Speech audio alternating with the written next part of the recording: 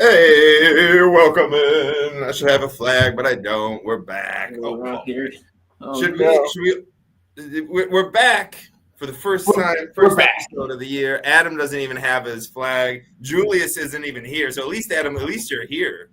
At least you're present. You know what I mean? Yeah, well, whatever. It's Oh all right. man, We know we how to are lose. so back. I feel like we're in the back. back of the hangover car, and Doug and everyone's going like, "We are back. We are so back, baby." Oh, we are so back. Flag or not, dude, we are here to talk Detroit Lions.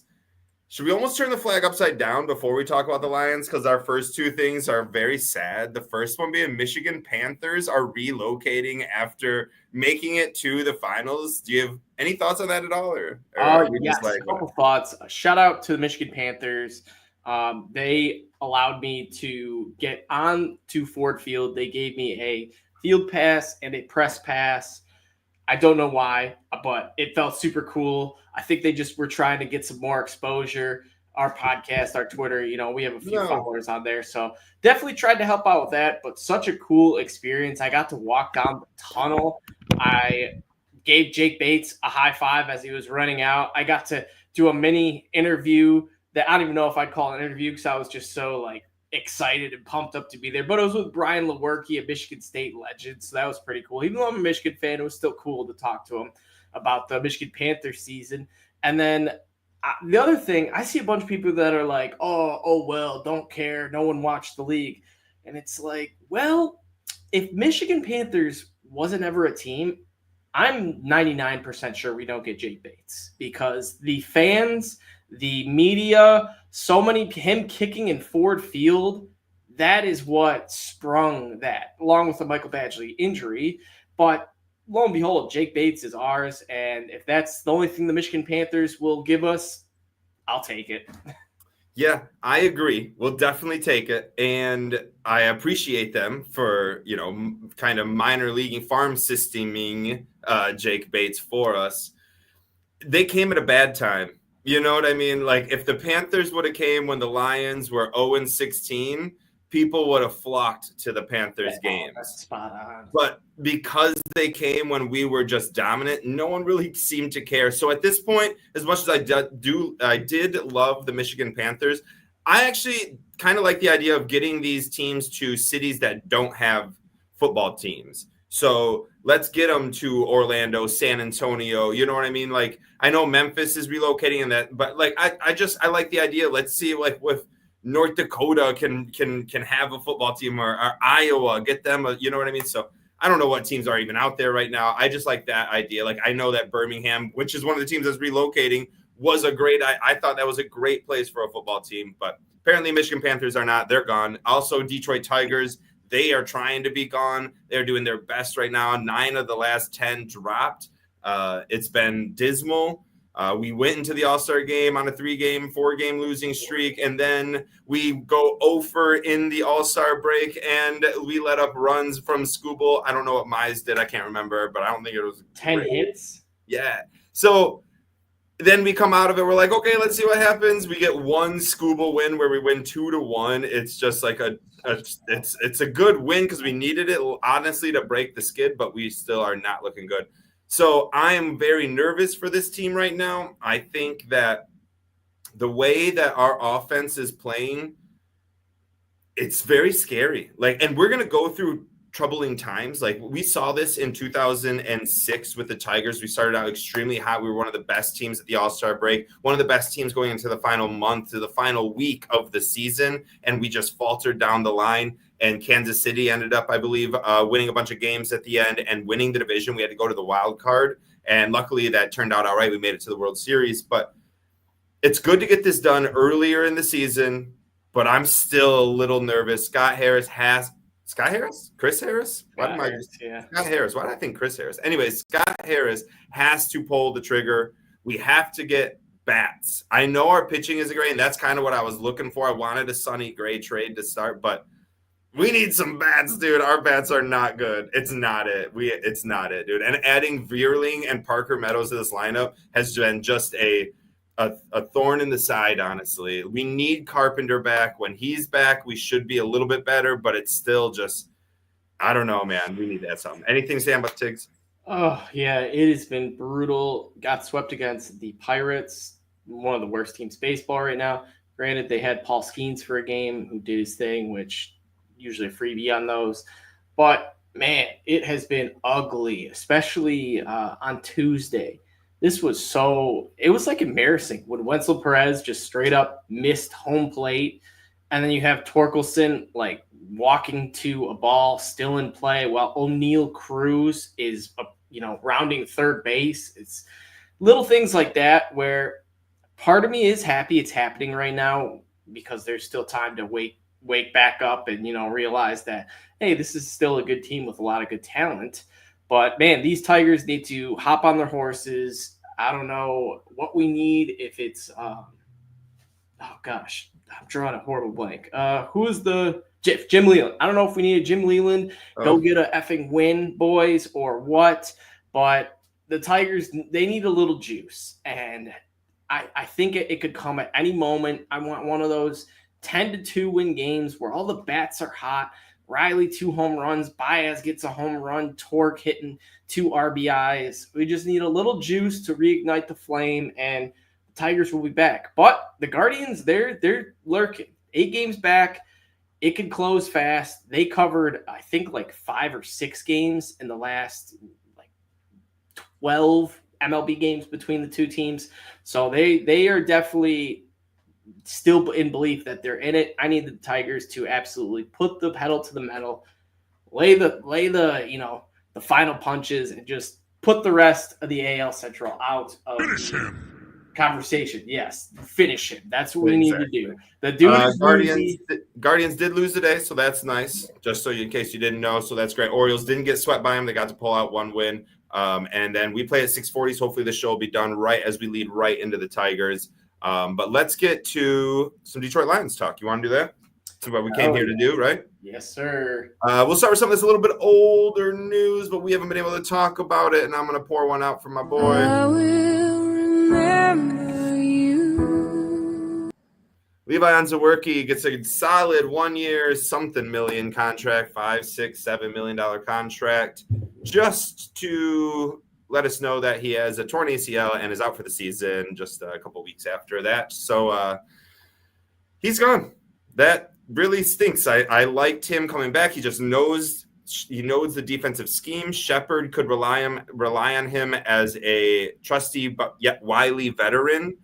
He's still probably going to be in helping out, but just not being the on-field presence. We've had Pat O'Connor kind of step in for him and some names we'll talk about, but yeah, they aren't as good as Levi. I just had faith that his health could last more than 5 weeks after signing this contract. So I don't know, man.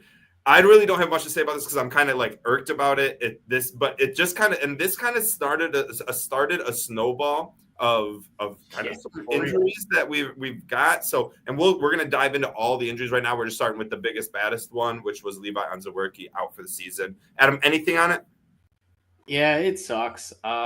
I know Levi wasn't a star or anything, but he was a solid role player. And if anyone hasn't noticed, everyone's been calling for an edge rusher. The D-line, it's all right, but definitely could be improved. And now we lose a key depth piece. Hutch is, we still really don't know. Everyone's just kind of assuming he's going to come back to a 12-sack season.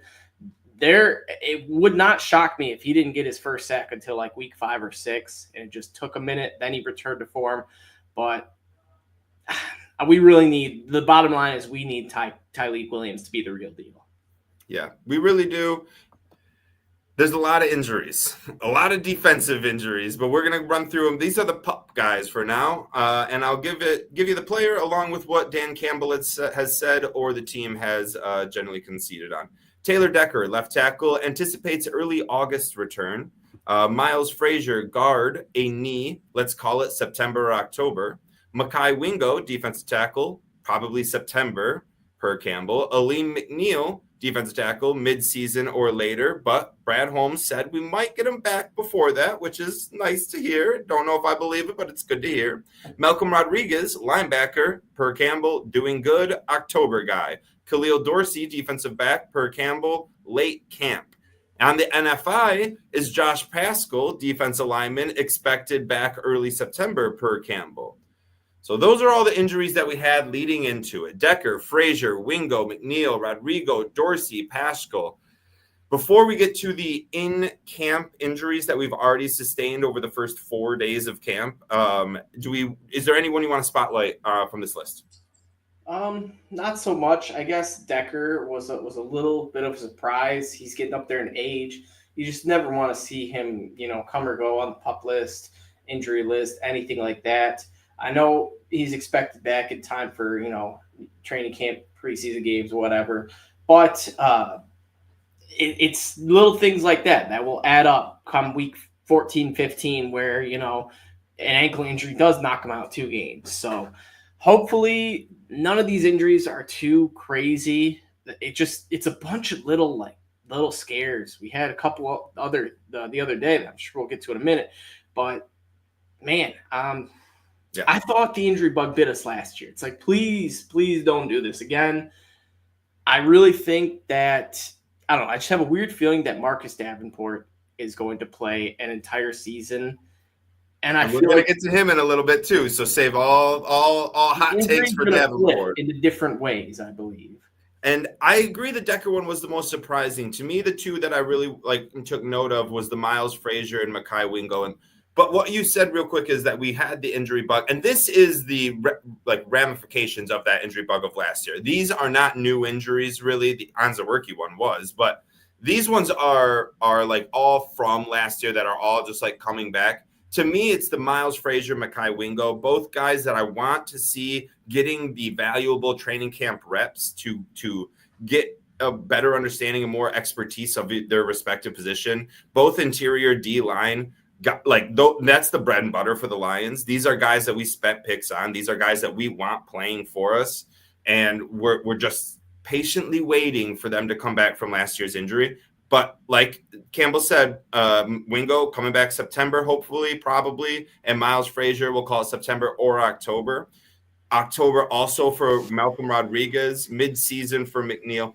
We're going to get such an upgrade, dude. We just have to sustain, our heads above water for these first 6-7 weeks. You know what I mean? But then come late October, early November, we should be running full steam. So that's interesting. But yeah, we'll move over to the injuries that happened during camp. These ones stink to hear. Hasn't been anything too gruesome, I would say. The Justin Fields injury for the Jets was probably the most nerve-wracking we've seen so far. Obviously, Artie Burns is out for the year for the Dolphins cornerback. But for the Lions, Monday injury, we had Enos Rakestra, chest injury. Test came back negative. Sore. Will miss a couple days, nothing serious. Was working with Taylor Decker on the side today. Then on Tuesday, Sione Vaki, hamstring injury, happened Monday injury. Campbell says it's not serious. Campbell also said Lions are high on expanding Vaki's role. So there is a notable setback as every day or every second matters. And he also missed Thursday practice. The last few injuries we have, Tuesday injury, Roy Lopez, his foot. Campbell says it's not serious. Broderick Martin, foot injury, missed Tuesday but was back on Thursday.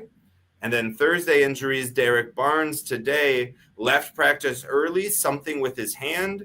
Thursday injury for Terrion Arnold, left practice early, being evaluated for a leg injury. I believe we got an update. I believe it's a calf injury.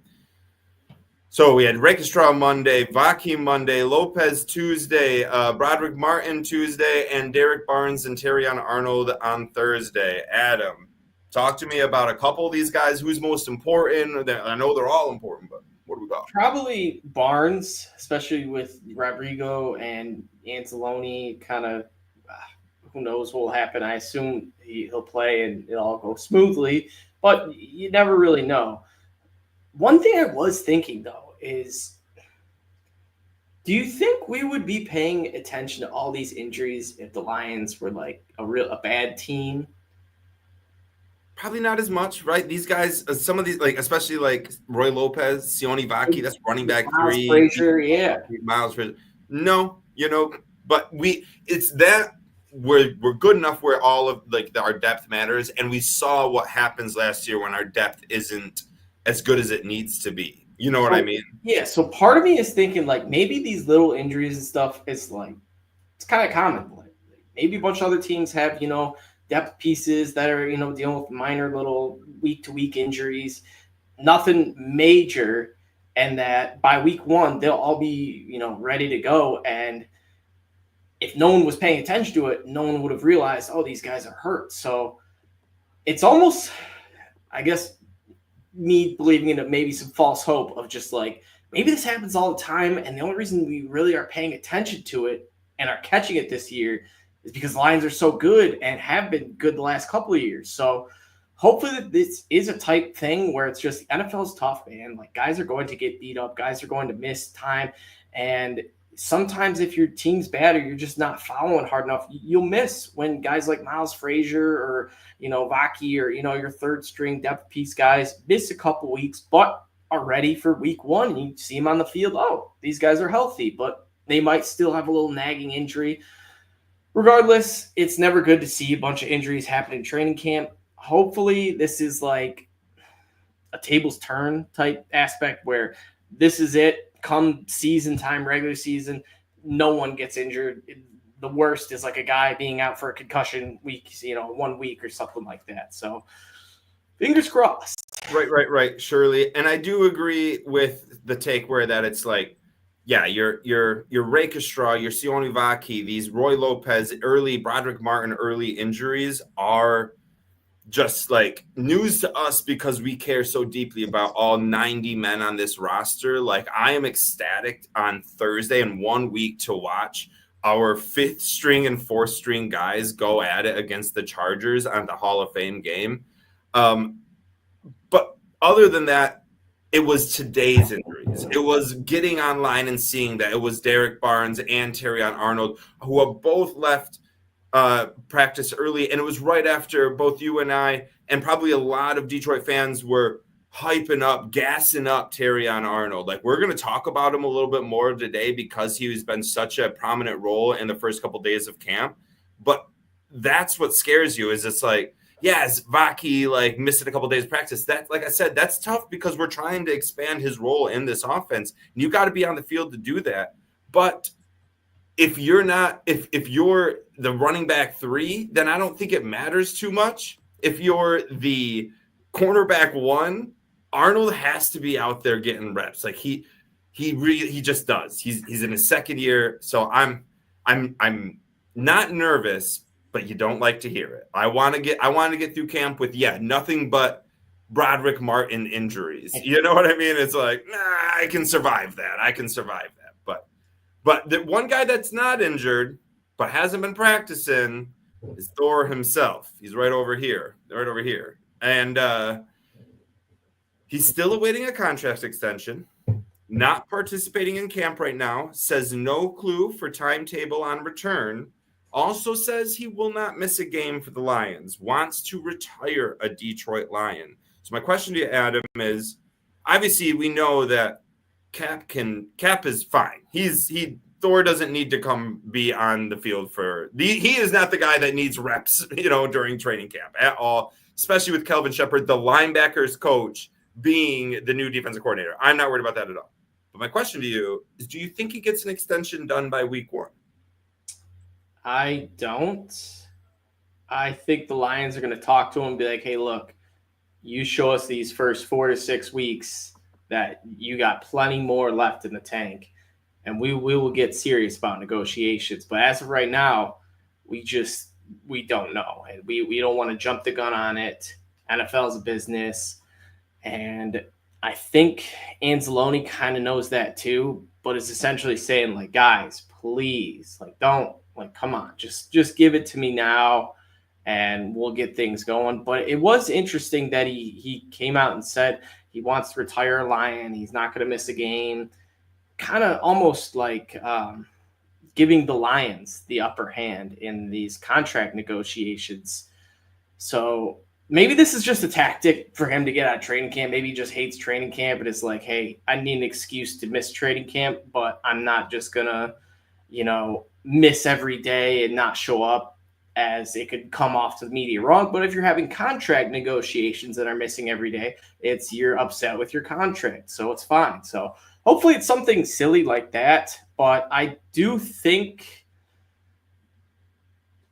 at some point during the season, I think we are going to extend Anzalone. Similar to how Montgomery got his extension, where it was kind of out of the blue, and it was week like 12 or 13, maybe a little later, but he just got a 2-year extension. And it was like, oh, sweet, cool. I think we get it done for week 1. I think that we are waiting until after the cut down day. I think once cut down day happens, after the last third and final preseason game, 4th for the Lions, we will see how everything shakes out. And that's when we're going to give probably 2 extensions. I bet we give an extension to Anzalone. Has Kirby already got an extension? Yes. Yeah, we gave him. Maybe not 2 extensions. Maybe just 1 extension. I forget. I was thinking Kirby the whole time, but then as I was saying, I was like, I'm a dumbass. We've already extended him. What am I thinking about? Branch and no, he's not going to. It would be Hutchinson, right? It would be like Hutchinson and Anzalone. And maybe that happens together, and that's why Anzalone hasn't got deals. We're trying to figure out Hutchinson's deal and Anzalone. We can put them together just like we did with, like, didn't we do that with St. Brown and Sewell and Goff, like all in one year? Boom, yes. So, and it's just because like it all clicked. It finally worked out. And it was later in training camp, wasn't it? Or was it right after the draft? Oof, my memory is shot these days. I think it was later in training camp. I thought so too. I thought it was a little bit. I think that's what we're gonna end up doing again. So we'll see. But we'll keep moving on here. We'll see how all of that plays out for Alex Anzalone. Now let's get to a little bit of news and notes. Breaking news! Breaking news! Training camp news and notes for the 2025 Detroit Lions. I cannot believe it. We are here. I didn't know if it was ever going to come. It feels a little surreal. It feels surreal, Adam, that we have football in 7 days. So weird. Football in July just does not feel right. I don't care what type of game it is. I don't care if it's the Hall of Fame game, the cancer research game in May. If the Lions are suiting up in uniform, I am watching. I am going to be excited. But I do think everyone's going to get to the point where like, oh, yeah, Lions football. Third quarter is going to come around, and we'll be like, who the hell are these guys? I know 3 players out here, and most people will turn it off. But I really am going to try to watch the majority of it. And the one thing I always keep in mind in preseason games is you're not so much trying to watch the star players, because sometimes they might just, half-ass it, not go full speed, whatever. But who is going full speed, absolutely trying to win this game, is Dan Campbell.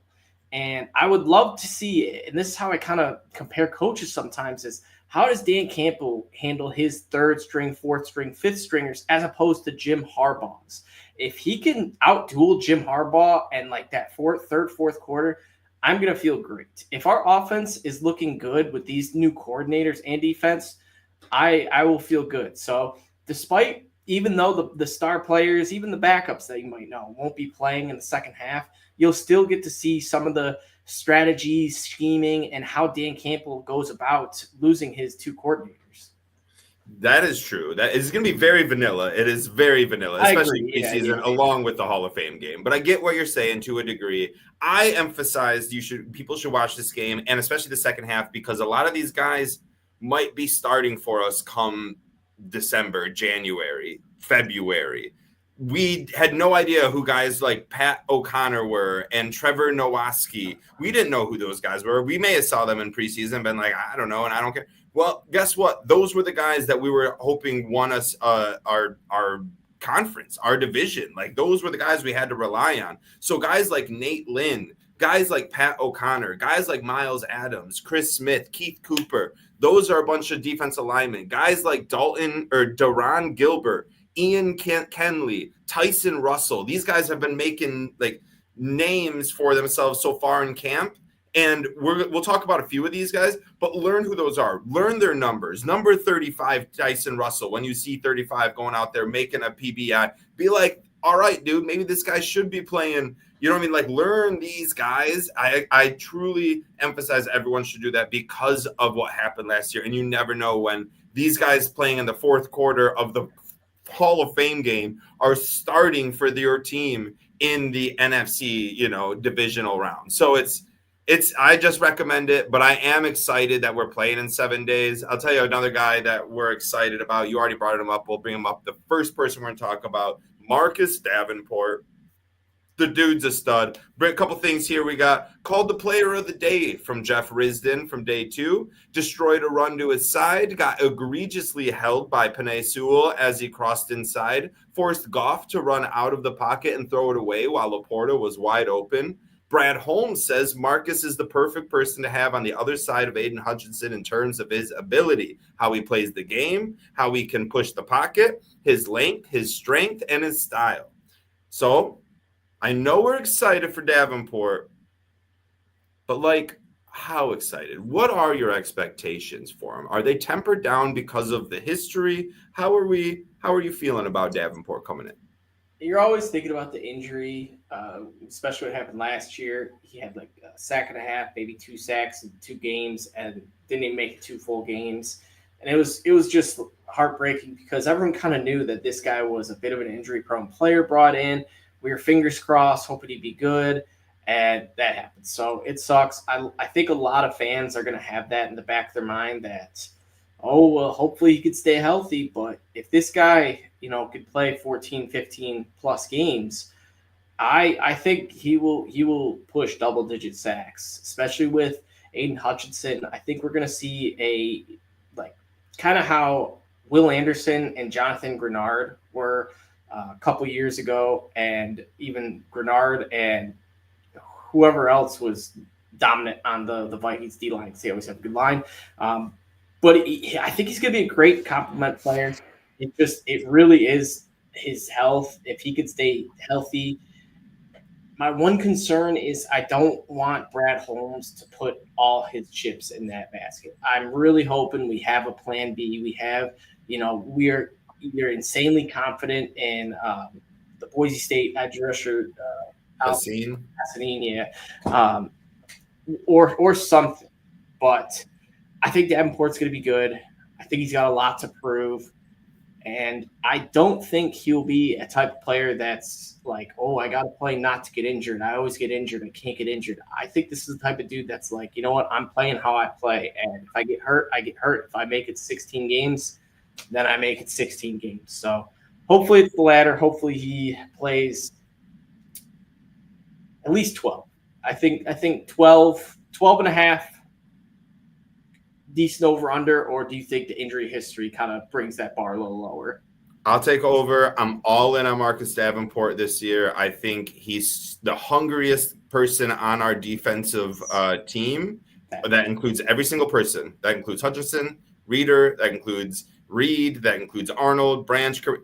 I believe that he is the hungriest, and I think we're going to see it. I think he's going to hold his own when it comes to the health. Finally, he is a first-round talent. What I do love about this team is our depth. I love that Hassanin is a third stringer as of right now, along with Ukwu, who made some impactful plays last year when we needed him to, behind Mohammed, who I really liked last year, and he was my number one re-sign that I didn't know if everyone wanted last year. Josh Paschal, who we know is on the NFL, will be back in September, but he'll be an edge rusher.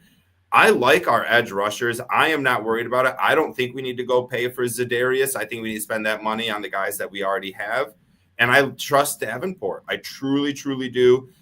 Call it a boneheaded trust. Call it the belief. Call it the Albert Einstein believing in one thing to happen when the different thing happens over and over is literally the definition of insanity.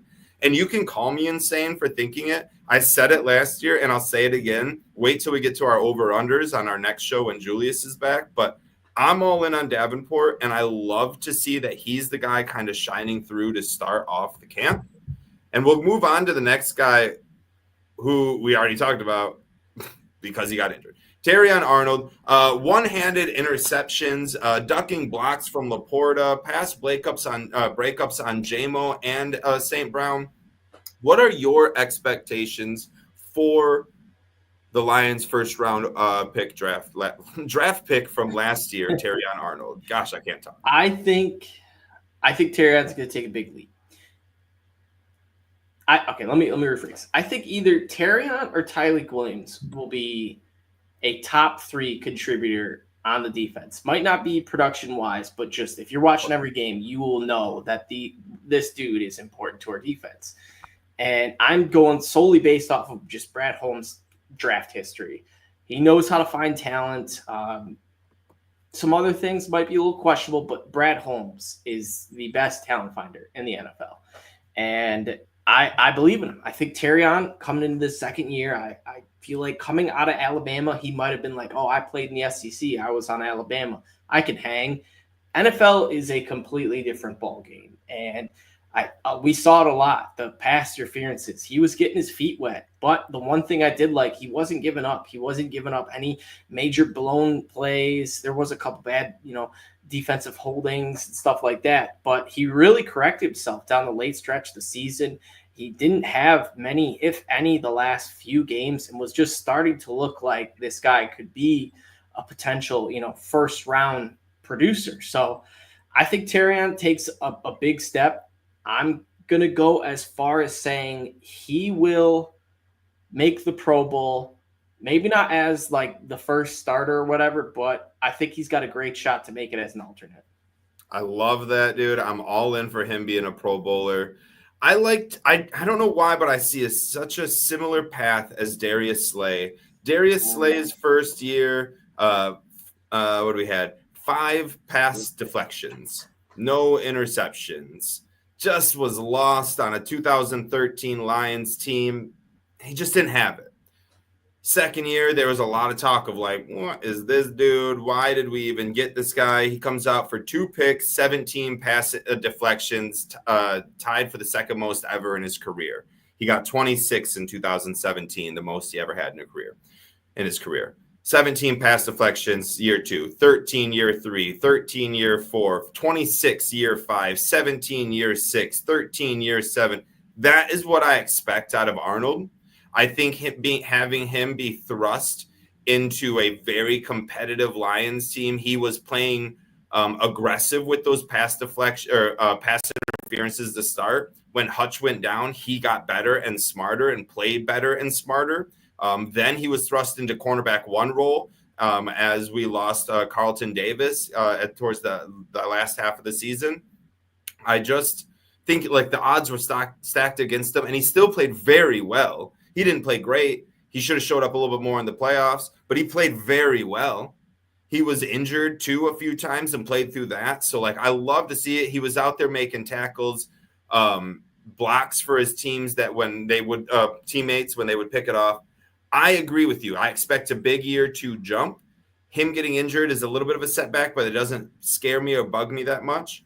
Give me Terrion Arnold for 7. He had 10 pass deflections in year 1. Slay had 5. Give me 20. Give me a full double. Give me a 20 pass deflection year for Terrion Arnold as cornerback 1 for the Lions, guarding all the cornerback 1s except for Justin Jefferson, which I still think we learned that we're going to put Amik on him both times, and we're just going to let Amik do whatever he's got to do, let Arnold do whatever he's got to do, and let DJ Reed come in off the side or something. I don't know what we'll do, but I think that's probably what we'll go. Anyways, I love Terrion Arnold this year. Love to see that he's been getting some good praise in camp.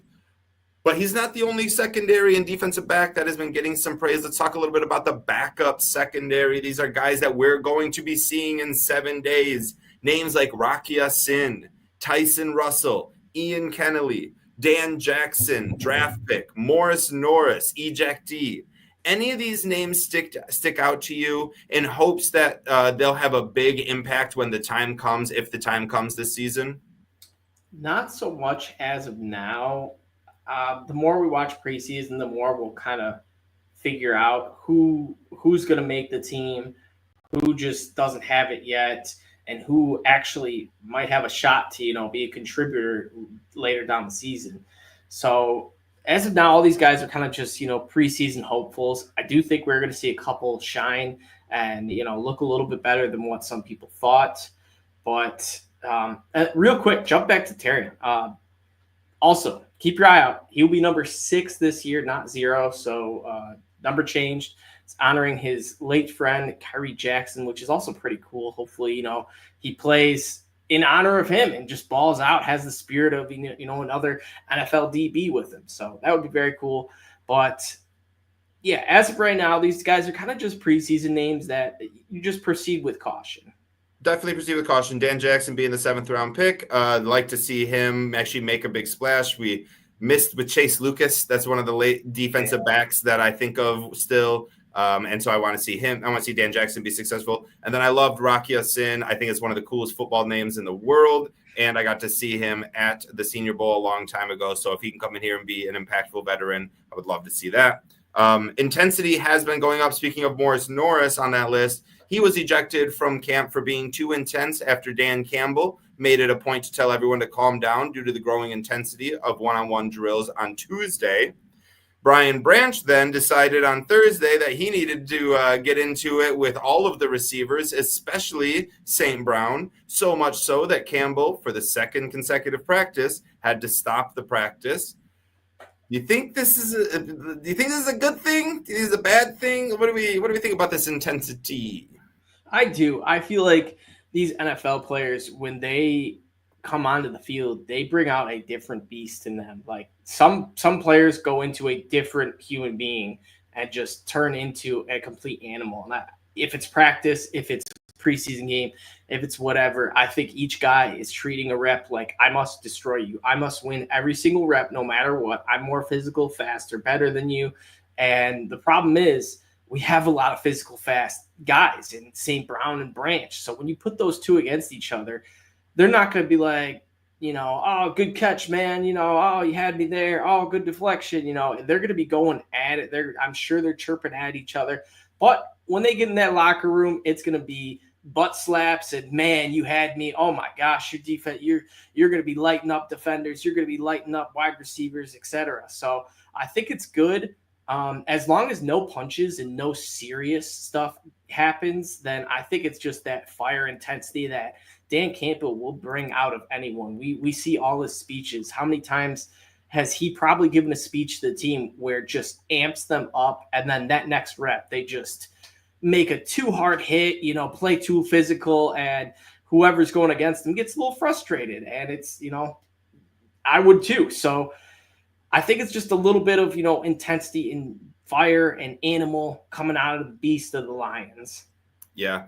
I also enjoy the intensity. I really do like it. I like that, like, we're a bunch of dogs just chain, they're just trying to break off the chain. And I like it. Like, I do, like, pads come on Friday, tomorrow, and I'm a little nervous. I don't need any injuries. Intensity is great.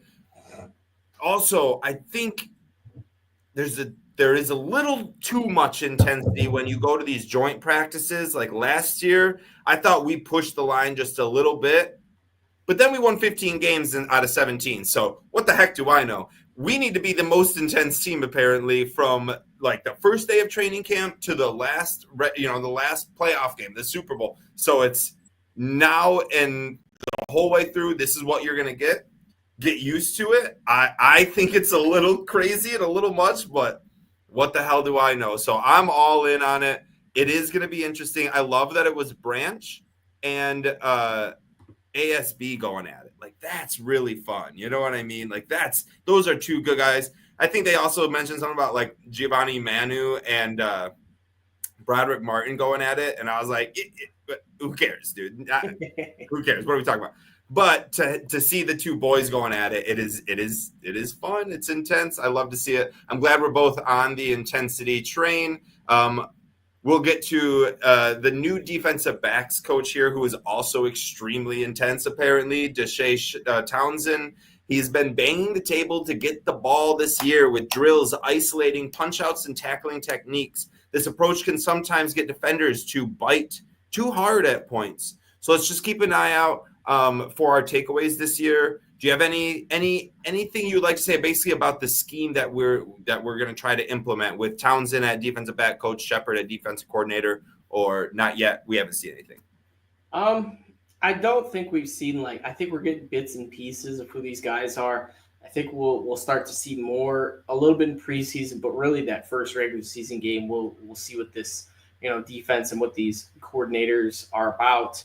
But I'm excited for it because there were times that Aaron Glenn would frustrate me, and there were times where he would just call the perfect game. So I feel like Aaron Glenn was a bit of a roller coaster at some times, and Calvin Shepard seems like he's going to just keep us steady, make adjustments if needed. And that was one thing Aaron Glenn didn't like to do, which he would trust his players, which that's Calvin Shepard's motto too. Then I'm fine with it. So I trust him. I think it'll be good, but I like the up intensity because Aaron Glenn, he seems like a more laid back, chill type of guy. No, I'm sure he's got some intensity in him, but for sure, you could definitely tell the differences between Shepard and Glenn. Yeah, we saw that on Hard Knocks when it was Deuce Staley that just yelling, ripping at Aaron Glenn. Aaron Glenn was just laughing, kind of yelling back, but his Deuce was inducing it. That was a pun intended right there.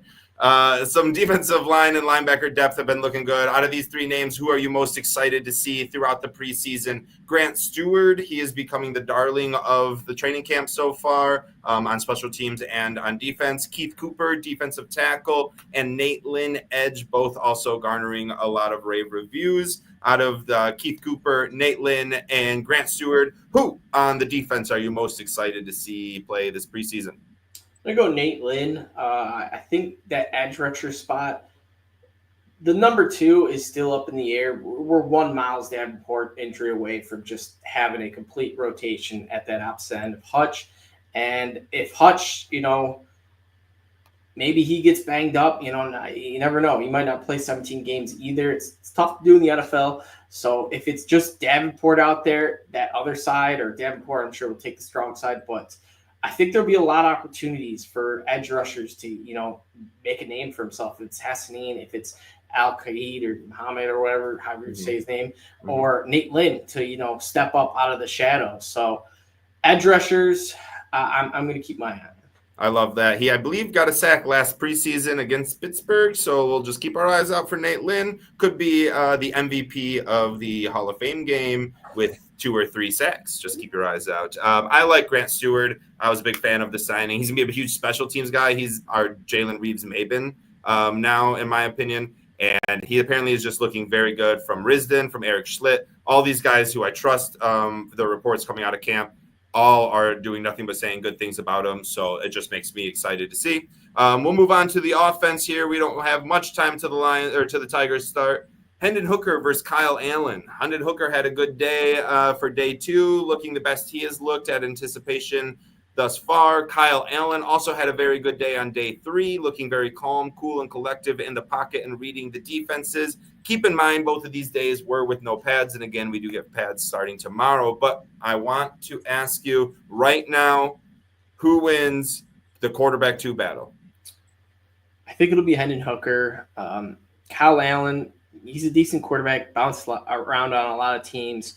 But Hooker, I think the rushing aspect of him and the ability just to go get that first down gives him a little bit upper edge. He was our second or third round pick.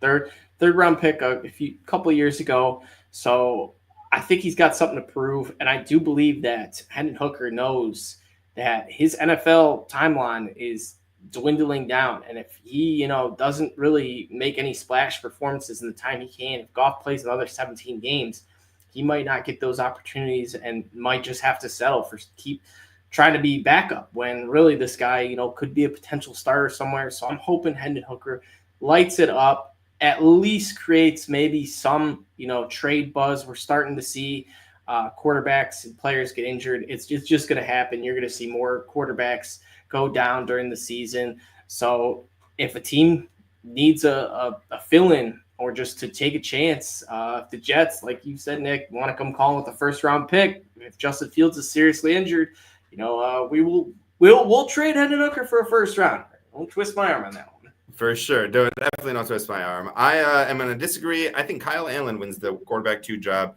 I don't think Hendon Hooker is NFL IQ. His IQ is where the staff wants it to be. I think Kyle Allen just has a better and calmer IQ. Will never be able to get those first downs and with his legs and chuck the ball 100 yards. But I don't think that's what the Lions care for that much. We see it with Goff. We want a guy that can run the scheme and run the correct play and make as little mistakes as possible. And Hooker just doesn't have it. I think we got a little excited. The potential was there, and it just has never clicked for him. And now I think Hendon Hooker's in his own head. And I hate to say it, but I hope I'm wrong. But I think Kyle Allen wins the job. It looks like we got 3 other things to talk about real quick, Adam. Offensive line is set. Decker at left tackle, Mahogany at left guard, Ratledge at center, Glasgow at right guard, and Sewell at right tackle. This is not confirmed. This isn't from Hank Fraley or Dan Campbell, but from everyone watching practices, this is what it seems like it's going to be. Ratledge came out and said he took a bunch of center practices reps at practice in Georgia when he was in college, though he didn't play a lot during the season. How do you feel about this offensive line, Adam?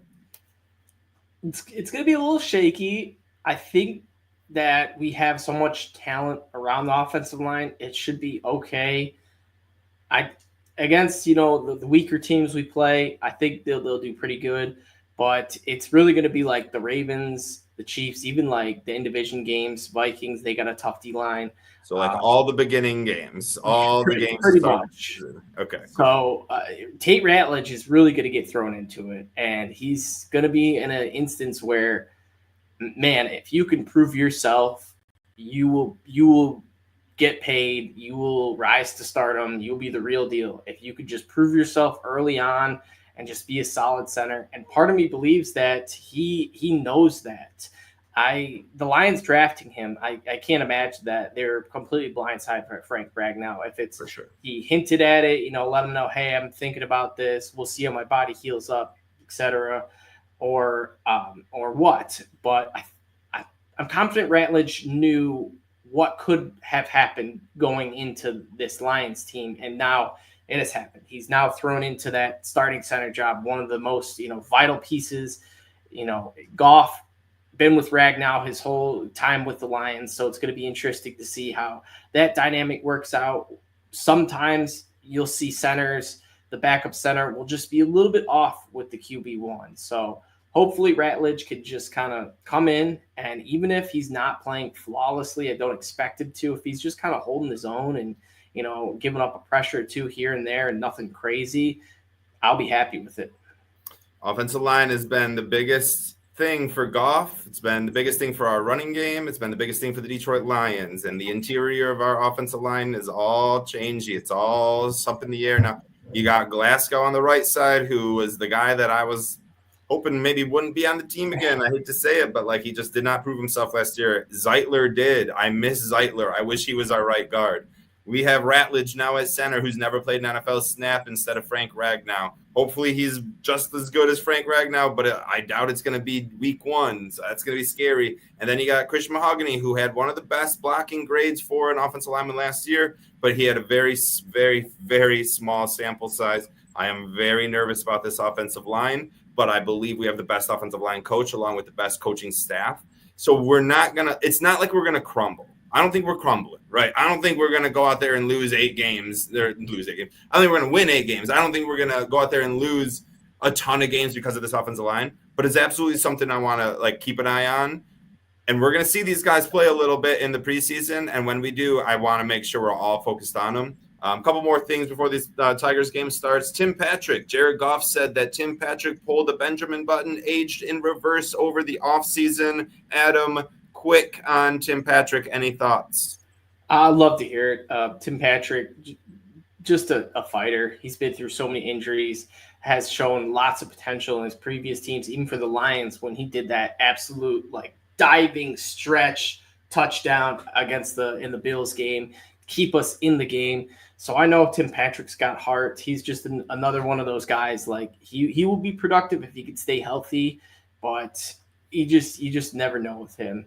And then real quick, one last thing about that Lions offensive line. I think we're going to see Jahmyr Gibbs do his best Barry Sanders impression. And by that, we're going to see a lot of 5-yard losses, and we are going to see a lot of just Jahmyr Gibbs shaking two guys, finding a hole, and ripping off a 50-yard run. So I think Gibbs is going to have to do a lot more this year, and I think he can. I hope he can. I think he can too. We'll talk more about Gibbs next week on our Over-Under show, especially about him being slotted out more than he ever has before. We didn't be able to get a chance to get into it. We're going to end on something not as fun. I don't know why we're not talking about Gibbs, but we're going to talk about the young and rookie wide receivers getting a shot to play. The reason I want to end on this is because these are guys that we're going to be seeing next week. Isaac T-Slaw, Dominic Lovett, Jacoby Keeney, James, Jackson Meeks are all starting to show out. And will be a fun competition in the preseason to see which of those 4 receivers make a roster slot. Obviously, we know T-Slaw will. We'll see if anyone else does. Are you most excited to see any of these wide receivers play these next 4 preseason games? Yes, T-Slaw.